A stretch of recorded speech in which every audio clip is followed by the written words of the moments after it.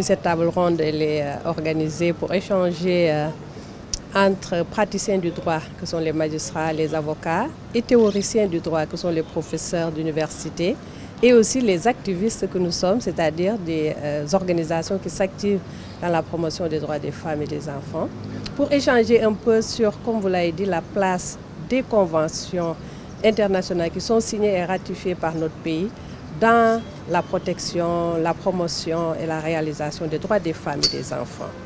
Le Sénégal a ratifié, disons, l'ensemble des instruments juridiques internationaux, régionaux et sous-régionaux de promotion, de protection et de réalisation des droits des femmes.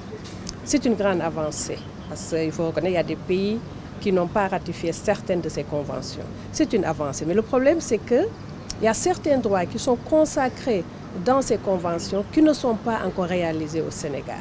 Pourquoi? C'est là l'objet de la table ronde.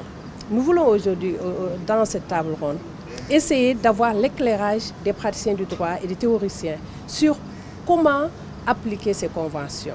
Est-ce que ces conventions peuvent être d'application directe? C'est-à-dire, est-ce que le juge aujourd'hui sénégalais peut, en rendant le droit, se fonder directement sur ces conventions qui sont signées et ratifiées? L'État, à travers le plan national de lutte contre les violences aussi, a fait un pas. Malheureusement, le problème demeure. Au niveau des violences, je crois qu'il faut accentuer la sensibilisation. Il faut accentuer, nous le répétons, la sensibilisation au niveau de toutes les couches. Et ça, c'est vrai que les organisations de la société civile telles que l'AGS s'activent. Mais il faut aussi que l'État vienne appuyer à travers de larges campagnes de sensibilisation pour que quand même ces violences-là puissent être éradiquées. Il faut aussi que le plan national de lutte contre les violences qui a été élaboré et partagé avec l'ensemble des acteurs puisse avoir assez de ressources pour être correctement mis en œuvre. Et l'autre volet, c'est qu'il faut qu'on essaie de revoir peut-être nos textes pour voir est-ce que quand même les peines sont suffisantes.